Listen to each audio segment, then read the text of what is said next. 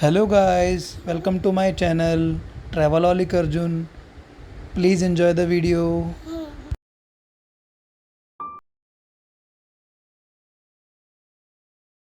A few moments later.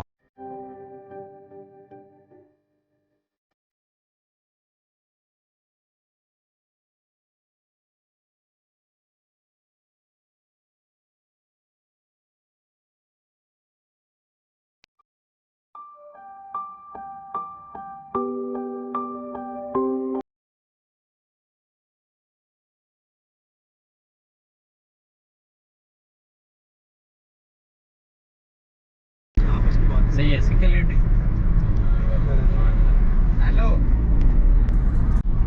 Hello मेरी सही भतीजी फ्रंट भी दिखा रहा।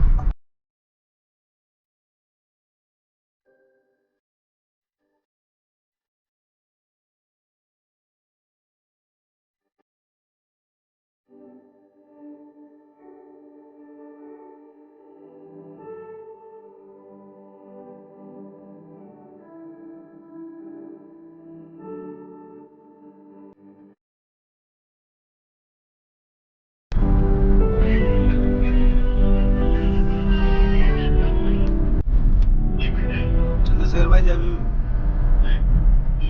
कौन सा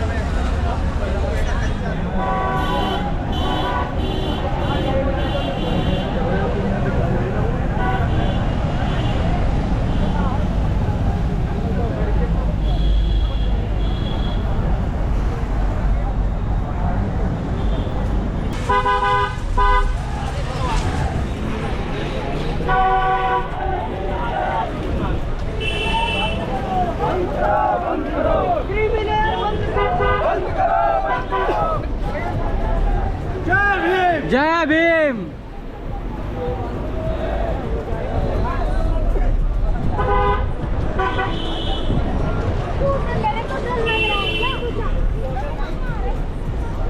ये देखे भाई लोग रैली में जाते हुए।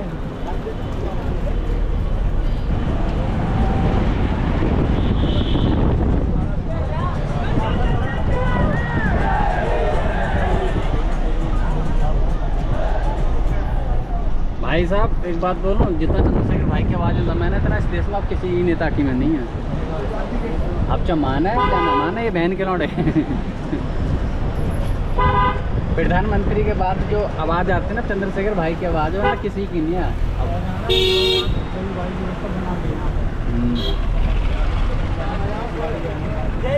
जय भीम भाई।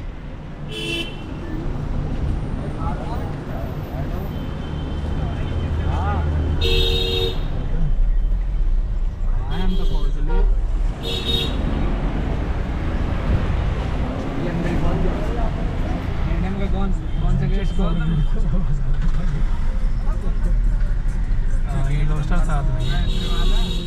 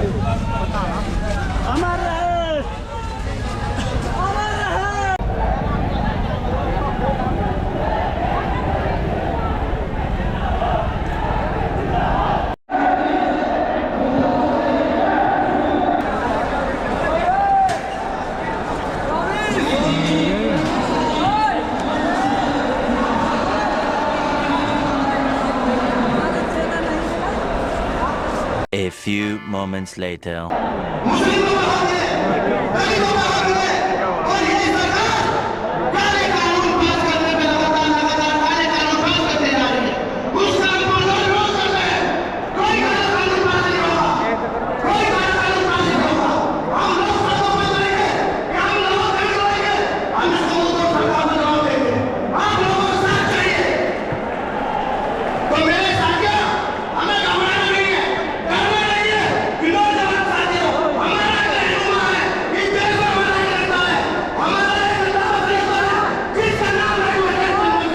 बात को शुरू करते हुए बहुजन समाज में सभी जाति धर्मों में जन्मे सभी संतों गुरुओं और महान पुरुषों को नमन करता हूं। सम्मानित साथियों, आज देश के कोने कोने से चल के आए बहुजन समाज के बहादुर योद्धाओं, इस मंच पर उपस्थित आजाद समाज पार्टी भीम आर्मी के सभी सम्मानित नेताओं, हमारे मिशन 78 अधिवक्ता मोर्चा, अनुशासन समिति, भीम आर्मी स्टूडेंट फेडरेशन और किसान मोर्चा, तमाम संगठनों के सम्मानित नेताओं, यहां उपस्थित हमारी माओ बहनों, नौजवान साथियों और मुझसे बड़े उम्र में बड़े सभी सम्मानित साथियों का मैं धन्यवाद करता हूं। आप जानते हो कि मैं आपसे हूं। आप जानते हो कि मैं जो कुछ भी हूं आपसे हूं। मैं कभी आपसे बड़ा नहीं हो सकता। आप मेरे लिए हमेशा वीआईपी हैं।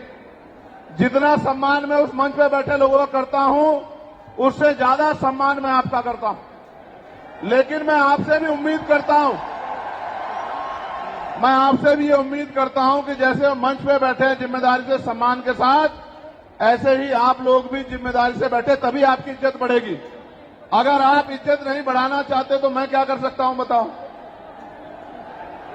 मेरा तो प्रयास है कि आप इज्जत के साथ आगे बढ़ना सीख जाओ। जब तक आप इज्जत के साथ आगे बढ़ना नहीं सीखोगे, इस देश में आपकी बात मजबूत नहीं होगी। भेड़ बकरियां कभी राज नहीं करती, इतिहास गवाह है। राज योद्धा करते हैं। राजा का आचरण भी राजाओं जैसा होना चाहिए। राजा गुलाटी मारते नहीं घूमते हैं। राजा राजा होते हैं। राजाओं का आचरण जब तक आप में नहीं आएगा, तब तक आप राजा बनने की तरफ नहीं आगे बढ़ोगे। अगर बंदर को राजगद्दी सौंपती जाए, क्या राज कर सकता है? नहीं कर सकता। राज करने के लिए राज जैसी सोच भी जो है अपने अंदर पैदा करनी पड़ेगी। सम्मानित साथियों, आज का जो आंदोलन था, आप और मैं जानते हैं कि वो हमने रामलीला मैदान में रखा था। कौन से मैदान में? जोर से बताओ। लेकिन रामलीला मैदान के पास हमारे मुस्लिम भाइयों का एक कार्यक्रम होता है जिसको हम लोग चेल्लुम के नाम से जानते हैं। 35-40 हजार की संख्या में वो लोग रोड से निकलते हैं और अपनी जो भी इबादत है उसको पूरा करते हैं। पुलिस प्रशासन का ये मानना था कि भाई पहले से ही वहां व्यवस्था अव्यवस्थित रहेगी, क्योंकि एक बहुत बड़ा आबादी, एक बहुत बड़ी जनसंख्या निकलेगी। अगर आपके लोग भी आ जाएंगे तो नुकसान हो सकता है, कोई टकराव हो सकता है, कहीं कोई आपराधिक तत्व का आदमी झगड़ा करा सकता है। तो आप अगर चाहें तो हम आपको परमिशन दे देंगे, लेकिन अगर आप खुद से मन में रखें और समझदारी दिखाएं तो ये समझौते, ये सम्मान का काम नहीं होगा। मैंने उनकी बात को सुना और मुझे महसूस हुआ कि हम प्रथम और अंत्य भारतीय हैं। हमारी भी भारत के प्रति उतनी जिम्मेदारी है जितनी कि दूसरे व्यक्ति की है। हम भी अपने देश को आगे बढ़ाना चाहते हैं। देश में भी जो हाशिए पे लोग हैं उनको आगे बढ़ाना चाहते हैं। तो हमें किसी भी तरह के अव्यवस्था में ना जाके अपने प्रोग्राम को कहीं और करना चाहिए। मैं जानता हूं कि जितने लोग अंदर हैं उससे 10 गुना लोग बाहर हैं, ग्राउंड में हैं, दिल्ली की सड़कों पे हैं, मैं जानता हूं। लेकिन आप महसूस करो, लाखों लोगों के पहुंचने के बाद भी एक मुझे देख के तो ये लोग उठ जाते हैं, वरना ऐसा नहीं है अगर एक चींटी के बच्चे को भी कोई बे कह रहा है। ये देखो आप हमारी ताकत, ये है भीम आर्मी आजाद समाज पार्टी का बल। लेकिन मुझे आपसे बहुत सारी बातें करनी है। मैं अभी दूसरे देश में होके आया। मैं जब दूसरे देश में गया, मुझे उम्मीद नहीं थी कि इतना प्यार और सम्मान मिलेगा। आप ये देखो, मैं ऑस्ट्रिया गया तो लगभग 10 देश के लोग आए मिलने के लिए। जब मैं इटली गया तो कम से कम 40 देशों के लोग मिलने के लिए आए। हर आदमी ये कहता था कि भैया मैं अपने राष्ट्र की तरफ से, अपने देश की तरफ से, वहां रहने वाले बहुजन समाज के लोगों की तरफ से पैगाम लेके आया हूं कि भाई चंद्रशेखर आजाद हमारे स्टेट में भी आए, हमारी कंट्री में भी पहुंचे और आके अपनी बात को रखें। मैंने उनको कहा कि मैं आपके बीच भविष्य में आऊंगा, लेकिन अभी 11 तारीख को हमारी रैली है, लाखों लाखों की संख्या में हमारे लोग वहां पहुंचेंगे, तो मुझे पहले उनके बीच पहुंचना है, उसके बाद मैं समय निकाल के आऊंगा। उन्होंने मेरी बात को माना और 3 दिन का कार्यक्रम करके मैं फिर आपके बीच आ गया। जब यहां पहुंचा तो पता लगा परमिशन और इस तरह की व्यवस्थाएं खराब हो रही हैं। फिर मैं धन्यवाद दूंगा हमारी दिल्ली की टीम का, भाई हिमांशु जी का, भाई महेश जी का, उनके सभी साथियों का, जैन साहब का, कासाना जी का, जिन्होंने, समीर भाई का, जिन्होंने दिन रात एक कर दिया और इस परमिशन को करा के, सीपी सिंह जी का कितना बढ़िया प्रोग्राम आप सब लोगों के लिए आयोजित किया। एक बार दोनों हाथ से तालियां बजा के दिल्ली की टीम का स्वागत करें। जब मैं दिल्ली का धन्यवाद कर रहा हूं तो देश भर में जहां से सबसे बड़ी ताकत हमें मिली है, मैं उत्तर प्रदेश की भी पूरी टीम का धन्यवाद करना चाहता हूं, क्योंकि हमारे हर एक आंदोलन में उत्तर प्रदेश अग्रणी रहता है। धन के आधार पर, संख्या के आधार पर उत्तर प्रदेश ने अपनी ताकत का एहसास पूरे देश को कराया है। तो मैं उत्तर प्रदेश के प्रदेश अध्यक्ष का, वहां हमारे राष्ट्रीय कमेटी के सभी साथियों का, जो राष्ट्रीय कोर कमेटी के लोग रहते हैं, प्रदेश के पदाधिकारियों का, जिला विधानसभा के संगठनों का, हमारे भीम आर्मी के प्रदेश अध्यक्ष जी का, सभी साथियों का भी बहुत बहुत धन्यवाद करता हूं। एक बार इनके लिए भी जोरदार ताली हो जाए। उसके बाद मैं और आप सब लोग मिलकर स्वागत करेंगे नगीना लोकसभा के लोगों का, जिन्होंने एक एक वोट डालकर आपकी ताकत को बनाने का काम किया। दोनों हाथ उठा के ताली बजा के स्वागत करें नगीना के लोगों का। नगीना के लोगों का धन्यवाद कर दूं? बताओ कर दूं या नहीं कर दूं? बताओ नगीना के लोगों की इज्जत करते हो नहीं करते हो? बताओ नगीना के लोगों का सम्मान करोगे नहीं करोगे? बताओ नगीना तुम्हारे दिल में है या नहीं है? बताओ। तो मैं नगीना के साथियों का भी बहुत बहुत धन्यवाद करता हूं। अब आज के जो आयोजक कमेटी है, मैं उनका भी धन्यवाद करता हूं। अब मैं आपसे आग्रह करूंगा कि मुझे आपसे बहुत जरूरी विषय पर बात करनी है। अगर आप बोलते रहेंगे या कोई भी शोर आएगा तो मेरी बात आप लोगों तक नहीं पहुंच पाएगी, इसलिए मैं आपसे आग्रह करूंगा कि आप शांत हो जाएं। ये जगह कम है, मैं जानता हूं, इस वजह से बार बार अव्यवस्था हो रही है। अगली बार हम जब राष्ट्रीय अधिवेशन करेंगे तो वो इससे बड़े वाले मैदान में, जहां 50,000 लोग बैठ सकते हैं, जो इसके बराबर में है, 15 मार्च को अगला कार्यक्रम हम लोग वहीं करेंगे। सम्मानित साथियों, आज मेरे कंधों पे, आजाद समाज पार्टी के कंधों पे, भीम आर्मी के कंधों पे, बहुजन समाज के लोगों के कंधों पे जिम्मेदारी है कि जो एकता बहुजन समाज में हमारे महापुरुष बना के गए, वो एकता टूटनी नहीं चाहिए किसी भी कीमत पर। ये हमारे लोगों की जिम्मेदारी है।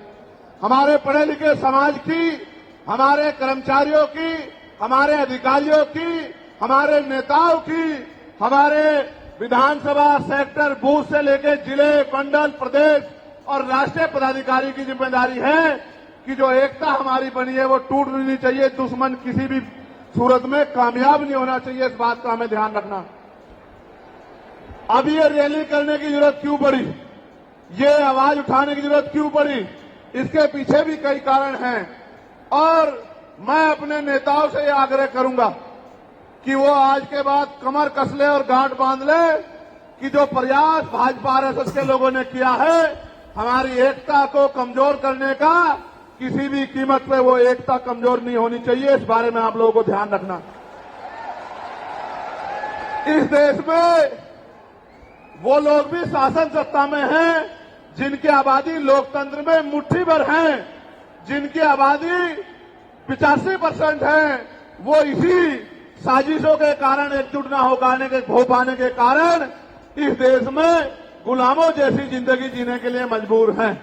मैं बात कर रहा हूं शेड्यूल कास्ट के लोगों की, मैं बात कर रहा हूं शेड्यूल ट्राइब के लोगों की, मैं बात कर रहा हूं अन्य पिछड़े वर्ग के लोगों की, मैं बात कर रहा हूं मुस्लिम की, जैन की, सिख, तमाम उन लोगों की जिनको आज भारत में सम्मान की जिंदगी नहीं मिल पा रही।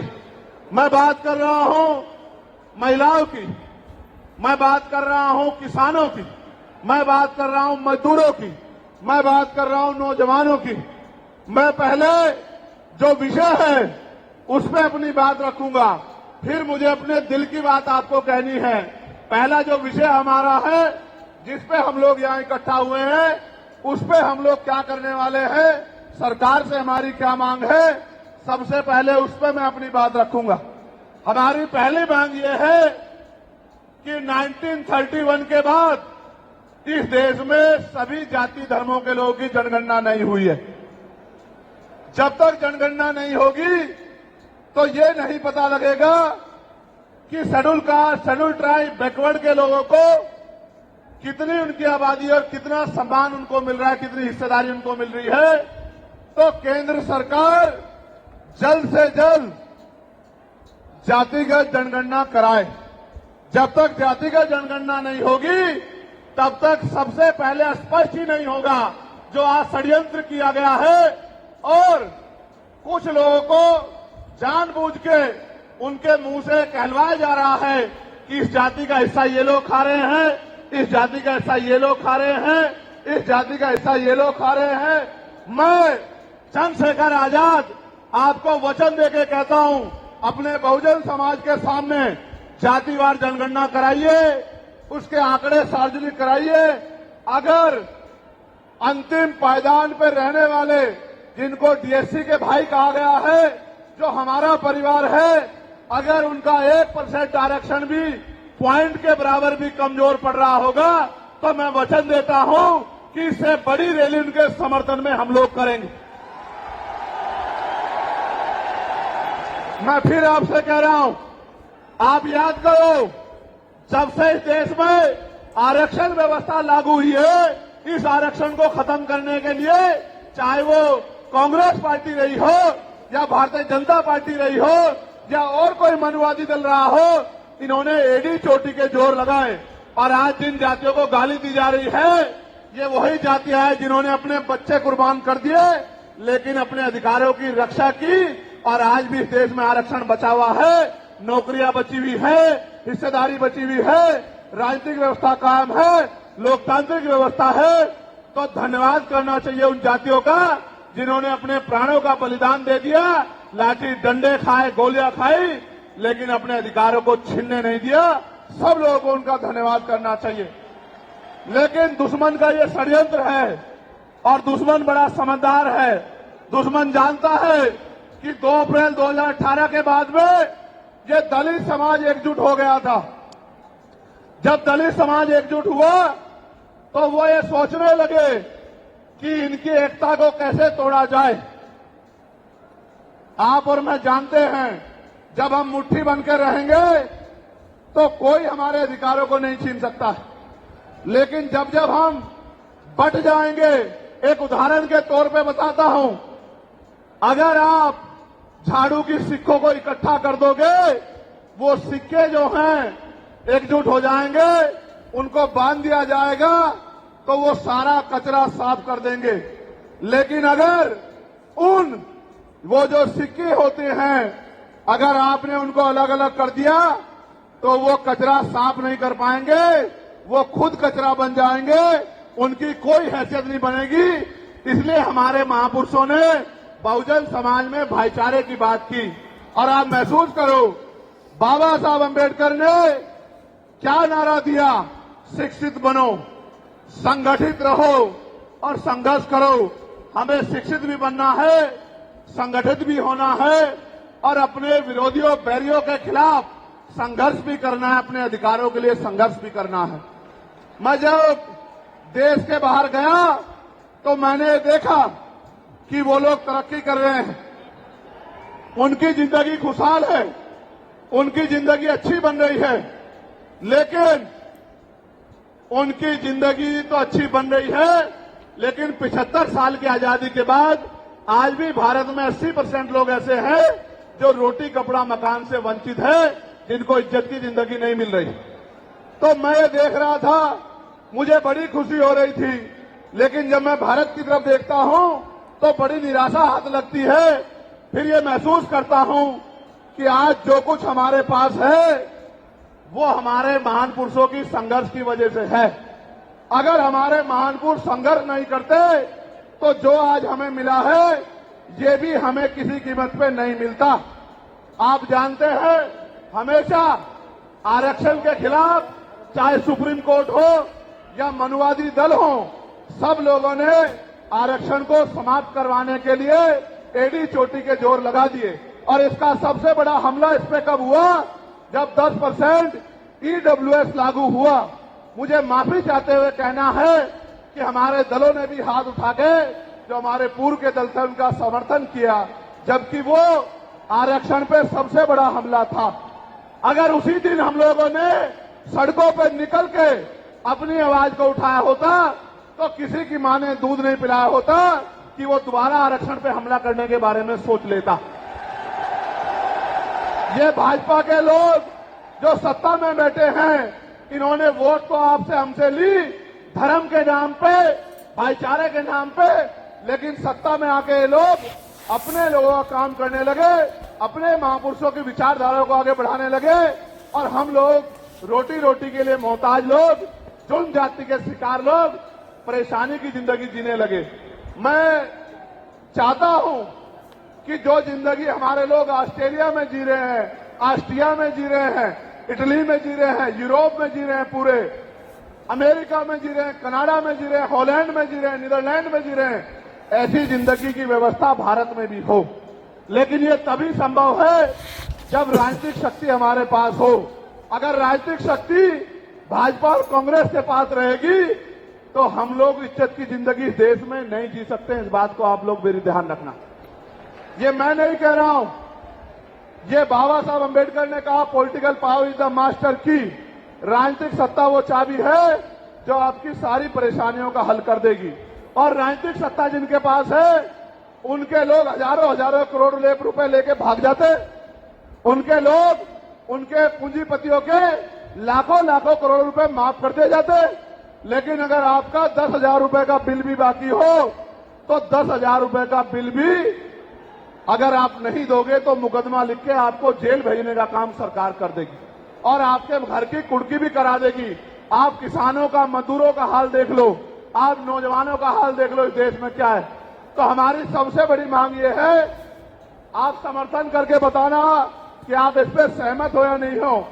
बताओ, जातिवार जनगणना होनी चाहिए नहीं होनी चाहिए? एक सुर में बताओ, होनी चाहिए नहीं होनी चाहिए? साथ साथ इस देश में जातिवार जनगणना के साथ साथ जितने भी सरकारी संस्थान हैं, चाहे वो जुडिशरी हो, जहां से हमारे खिलाफ लगातार फैसले आते हैं, चाहे वो आर्मी हो, चाहे वो और कोई सरकारी संस्था हो, सब लोग सब जगह पे आरक्षण व्यवस्था लागू होनी चाहिए। बताओ होनी चाहिए नहीं होनी चाहिए? दोनों हाथ उठा के बताओ होनी चाहिए नहीं होनी चाहिए? बहुत अच्छी बात। साथ साथ हमारी ये भी मांग है, जो मैंने पार्लियामेंट में भी उठाई, कि निजी क्षेत्रों में आप इस बात को समझो गौर करके, इस देश में 2% सरकारी नौकरियां, कितने परसेंट? जोर से बताओ। 98% प्राइवेट सेक्टर है। कुछ ऑर्गेनाइज है, कुछ अनऑर्गेनाइज है।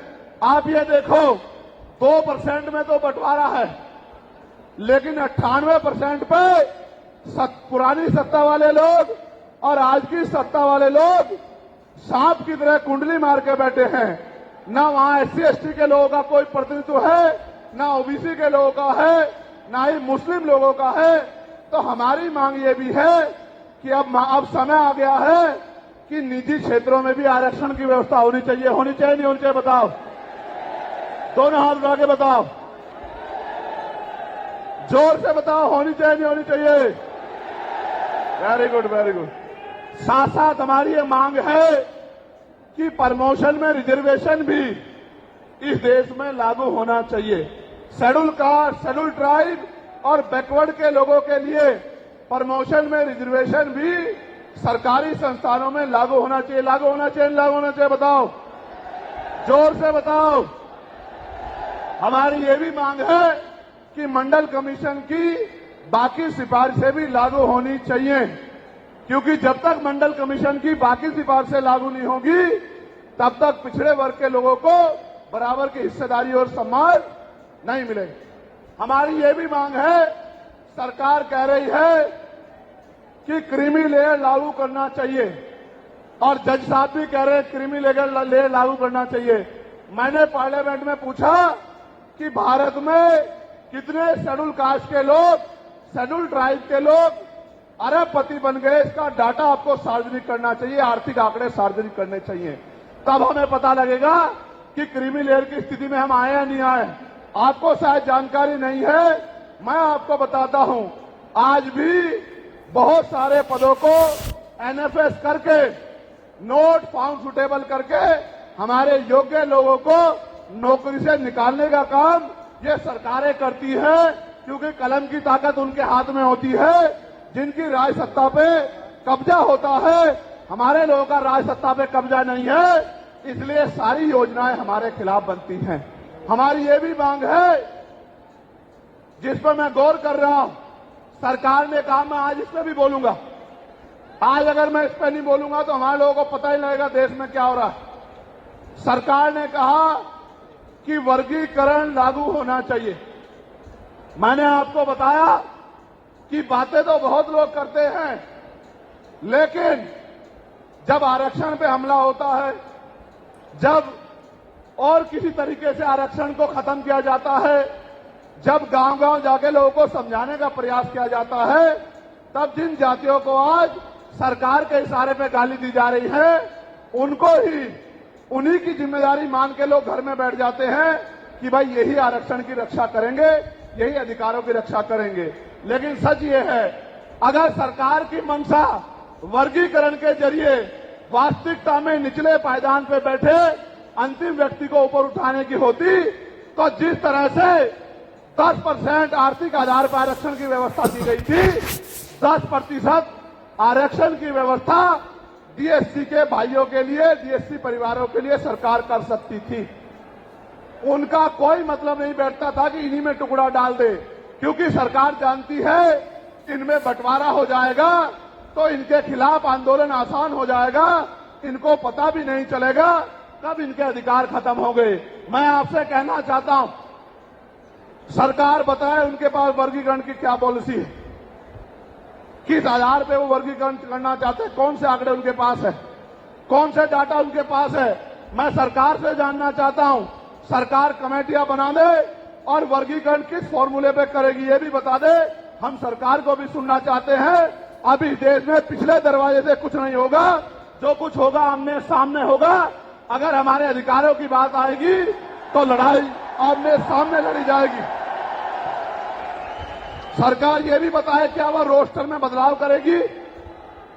क्या सरकार रोस्टर में बदलाव करेगी? सरकार बताएगी। हमारे लोग तो अभी सही तरह से चीजों को नहीं जानते हैं। मैं ये भी विश्वास दिलाता हूं, स्पेशली डीएससी के भाइयों को कह रहा हूं, मेरी बात को गौर से सुनना। स्पेशली डीएससी के भाइयों को कह रहा हूं, उन जातियों को जो लोग आंदोलन कर रहे हैं, आपको एहसास नहीं है, जब देने की बारी आएगी हम बताएंगे अपने भाइयों को किस तरह से आगे बढ़ाया जाता है, किस तरह से उनकी हिस्सेदारी दी जाती है। अभी तो हम पे देने कुछ है ही नहीं। मैं आपको विश्वास दिला कहता हूं, डीएससी के जो हमारे भाई हैं, वाल्मीकि समाज के भाई हों, धानुक समाज के भाई हों, और बागड़ी समाज के भाई हों, और किसी सैसी समाज के भाई हों, मैं चंद्रशेखर आजाद वचन देके कहता हूं बहुजन समाज के सामने, ये हमारी आपसी बातचीत है। आप दुश्मन के इशारों पे काम मत करो। हम लोग बैठ के अपनी लड़ाई को निपटा लेंगे। हम लोग अपने आप बैठ के चर्चा करके आपके साथ बैठ के, अगर कहीं हमें कुछ डर भी है, आप चीजों को नहीं समझ पा रहे हो या हम लोग समझा नहीं पा रहे, अगर आपको अधिकार मिलता है तो बताओ, हमारे किसी व्यक्ति को तकलीफ है क्या? बताओ, अगर हमारे डीएससी के भाइयों को अधिकार मिलता, बताओ, हाथ उठा के बताओ, तकलीफ है क्या हमें किसी को? ये इतना बड़ा जन समूह गवाही दे रहा है, अगर डीएससी के भाइयों को कुछ मिलता है तो हमें तकलीफ नहीं है। लेकिन हम इस सरकार की मंशा को जानते हैं, हम इस सरकार को जानते हैं, इनके चरित्र को जानते हैं। ये देना कुछ नहीं चाहती, ये तो इसको अटका के रखना चाहती हैं। आप ये देख लेना, इन्हीं के कुछ लोग पहले सुप्रीम कोर्ट चले जाएंगे। जैसे उदाहरण के तौर पे गौर करो, 69,000 शिक्षक भर्ती में सरकार ने 20,000 पदों पे घोटाला किया। हम लोगों ने आंदोलन किया तो सरकार ने 6,800 नियुक्ति की लिस्ट जारी की। फिर अपने लोगों को हाईकोर्ट भेज के उस पर रोक लगवा दी। फिर हाईकोर्ट पे फिर हमारे लोग लड़े तो उन्होंने कहा दोबारा लिस्ट जारी करो, इनको अधिकार मिलना चाहिए। तो वोट लेने के लिए हमारे लोगों के सामने कहा कि भाई मिलना चाहिए, हम समर्थन करते हैं, लेकिन अपने लोगों को सुप्रीम कोर्ट भेज दिया और सुप्रीम कोर्ट में इनके बैठे जजों ने फिर से उस पर रोक लगा दी। इसलिए हमें इनकी नीयत पे शक होता है। मुझे डर ये भी है, अगर ये अधिकार स्टेट गवर्नमेंट को दे दिए गए तो ये कॉन्स्टिट्यूशन का तो बहुत बड़ा वॉयलेशन होगा ही, 340 का, 341 का, लेकिन ए-बी का। लेकिन सबसे बड़ा खतरा ये है कि कल जो सरकार सत्ता में आएगी वो किसी भी अन्य जाति के लोगों को शेड्यूल कास्ट में उनको शामिल करके आपके पूरे अधिकार को छीन बीन कर सकती है। अगर ये पावर स्टेट को मिल गई, हमें सरकार की मंशा पे सिर्फ शक है। हमने ये भी मांग किया, आपको याद होगा, यूपी के साथी हमारे जानते हैं, हमने 2 साल पहले, पौने 2 साल पहले मांग की थी कि जो 52% ओबीसी हैं उनको 27% रिजर्वेशन सुप्रीम कोर्ट के लोगों ने दिया। आबादी से आधा सुप्रीम कोर्ट ने मंडल कमीशन की रिपोर्ट के बाद ना चाहते हुए सरकार ने कर दिया, तो सुप्रीम कोर्ट ने अपने तरीके से रोक लगा के 27% दिया। हमने मांग की पौने 2 साल पहले यूपी में गोरखपुर में पीसी करके कि ओबीसी की आबादी तो 52% ही है, तो 15%, 27% से अलग 15% आरक्षण की व्यवस्था अलग से अति पिछड़ी जातियों को करानी चाहिए। मांग हमने पौने 2 साल पहले उत्तर प्रदेश में उठाई थी। उसके बाद उसी दिन हमने मांग उठाई, क्योंकि हमें न्याय चरित्र है। हम बाबा साहब अम्बेडकर को, मान्यवर काशीराम साहब को अपना नेता मानते हैं। हम ज्योतिबा फूले साहू जी महाराज को अपना नेता मानते हैं। हमने मांग उठाई थी, हम मामना रामसू वर्मा और सर छोटू राम को अपना नेता मानते हैं। हम चौधरी महाराज सिंह भारती को अपना नेता मानते हैं। हम कोतवाल धन सिंह गुर्जर को अपना नेता मानते हैं। हमने मांग उठाई थी कि भाई हमारी आबादी बढ़ रही है। 2011 के बाद जनगणना नहीं हुई और जो जनगणना हुई उसके आंकड़े जारी नहीं हुए। इसलिए हम लोग मांग करते हैं कि जिन जातियों को अवसर नहीं मिले पहले तो उनको तैयार किया जाए और फिर उनको 5% अतिरिक्त आरक्षण शेड्यूल कास्ट में 15% अतिरिक्त देकर उनको मुख्य धारा में लाया जाए। जब हम 2 साल पहले इसकी मांग कर रहे हैं तो हम डीएससी के भाइयों के विरोधी कैसे हो सकते हैं, आप लोग बताओ। तब तो वो आंदोलन भी नहीं चला रहे थे, हम तो आंदोलन चला के मांग कर रहे थे कि मिलना चाहिए मिलना चाहिए। लेकिन मैं आज भी कहता हूं हमारी ये मांग है कि अब समय आ गया देश में कि आरक्षण की सीमा बढ़ाई जानी चाहिए, आरक्षण की कैप खत्म की जानी चाहिए और 100% रिजर्वेशन इस देश में लागू होना चाहिए। जिसकी जितनी संख्या भारी उसकी उतनी हिस्सेदारी का लाभ उनको मिलना चाहिए। आप फिर कह रहा हूं जातिगत जनगणना कराओ और 100% आरक्षण करो। मैं तो स्वर्ण जातियों का सबसे बड़ा हितैषी हूं, उनको 10% आरक्षण क्यों दे रहे हो? मेरी ये मांग है। मैं तो अपने लोगों के आरक्षण में से भी उनके लिए मांग करता हूं। उनकी आबादी तो 15% भी नहीं है। मैं ये कहता हूं कि उनका अलग से ब्लॉक बना के उनको 20% आरक्षण सरकार को देना चाहिए और 80% आरक्षण को SC, ST, OBC के लिए फ्री कर देना चाहिए। जबकि काशीराम साहब तो 85% की बात करते थे, लेकिन मैं समझता हूं कि उनमें भी लोग गरीब हैं, इसलिए मैं उनका 5% और बढ़ा रहा हूं। लेकिन पहले देश को ये तो बता दो जातिगत जनगणना करा के कि भाई अभी तक उनका प्रतिनिधित्व कितना है, अभी तक उनकी सरकारी नौकरियों में हिस्सेदारी कितनी है और कितनी कमी उनकी है जो आपने 10% उनको दे दिया। आज हम लोग एक और मांग भी उठाते हैं कि कास्ट का आरक्षण बढ़ा के उसकी संख्या के आधार पे 25% करना चाहिए। बताओ सहमत हो नहीं सहमत हो? जोर से हाथ उठा के दोनों हाथ उठा के बताओ सहमत हो नहीं सहमत हो? तो ये हमारी वो मांगे हैं जिनके लिए आज हम लोग यहां इकट्ठा हुए हैं। और हम इकट्ठा नहीं हुए आज तो मजबूरी या अपने देश से प्यार था कि हमने अपने आंदोलन को बदलाव कर लिया। अगली बार अधिवेशन तो होगा इंदौर में, लेकिन जब होगा तो इस बार एक और बड़ा आंदोलन रामलीला मैदान में और रामलीला मैदान से अपनी ही पार्लियामेंट का घेराव करके अपनी मांगों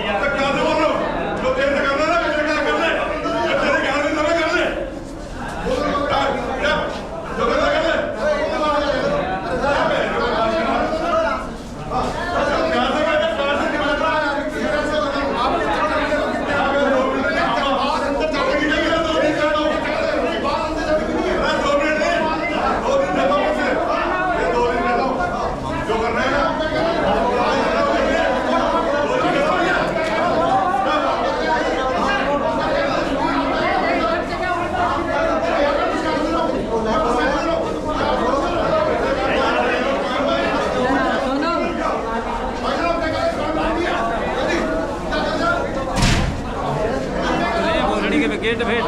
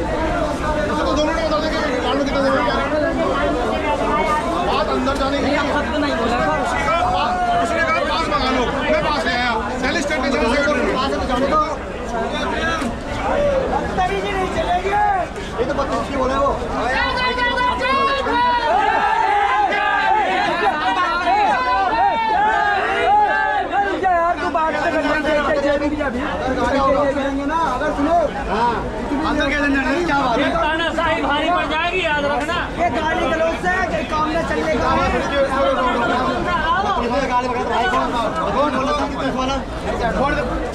अंदर है वो ये बात कर रहे कोई बात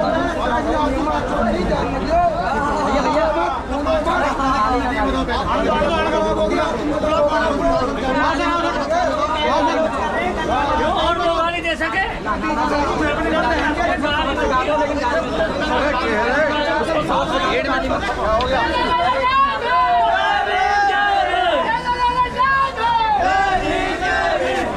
बंटी गांड बांध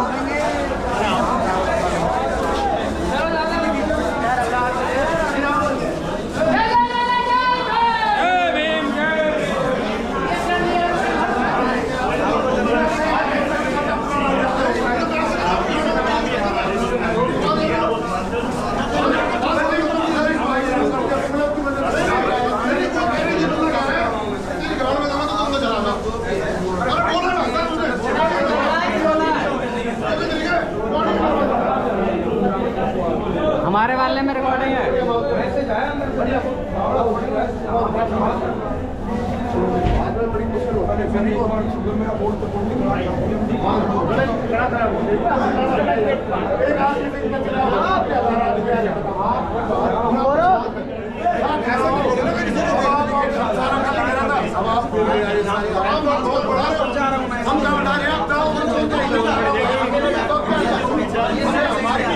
चलो भाई, चलो चलो चलो चलो चलो चलो चलो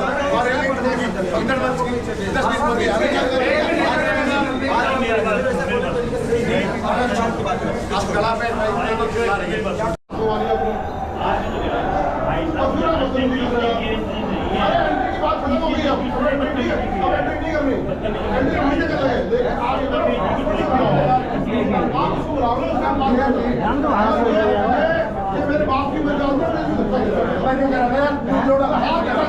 तू मेरा सुनो, तू मेरा भाई नहीं है क्या? नहीं तस्वीर करेगा चाहिए तुम्हें मुझे हटकर नहीं तो मुझे पड़ेगा। अब ये आदमी वो मेरी बाप को बोला मैं कैसे बताया कमाल हो गया। मैं आपसे बातें कर रहा हूँ, मैंने आपको टच किया है ये बता वो जुबानी कर रहा हूँ। एक बात बताऊँ आपको, रियलिटी क्या है, ठीक है? ये बाकी तुम पहन लो, ठीक है? दुनिया हमारे ऊपर मुदने को तैयार है, ठीक है ना? मैं बता रहा हूँ आपको, छोटी सी बात है। मेरी बात आपने कहा कि पास मंगा लो, मैंने नहीं कहा पास बनवा अरे यही खड़े थे वो भाई साहब अभी तो कह के ठीक गए है, मेरी बात मैंने सुनो। इसने से पास बनवा लिया ठीक है। जो पास लेके आए ये उसने बात भी कहा तुम्हारे भाई साहब है। अब भी क्यों कहेगा तो बताया चलो और फिर हमारी भाषा देखो यार, कुछ बंदे को तो बुलाओ चलो चलो भाई खत्म करो इसको चलो खत्म करो इसको जो मतलब बात को भाई खड़ा तो आज हम चंद्रशेखर भाई के साथ में आए हैं दिल्ली इंदिरा गांधी स्टेडियम। कम से कम यहाँ पे 50,000 से ऊपर पब्लिक होगी। आज की रैली में प्रदर्शन जो करने हैं आरक्षण के बहुत बढ़िया रहा सब कुछ और बहुत बढ़िया रहा प्रदर्शन। आदेश दिया था कि दिल्ली में पहले रामलीला मैदान का प्रोग्राम था, उसके बाद वो प्रोग्राम कैंसिल कर इंदिरा गांधी स्टेडियम में करा गया। इंदिरा गांधी स्टेडियम में जगह कम पड़ गई है, इतनी भीड़ है जैसा कि भाई ने भी बताया कि 50,000 से भी ज़्यादा लोग हैं यहाँ पर। तो अगर सरकार नहीं मानी तो हम इससे आगे जो भाई ऐलान करेंगे इससे बड़ा आंदोलन होगा। इससे भी बड़ा आंदोलन होगा और हम सरकार को झुकाने का काम करेंगे। जय भीम जय भारत।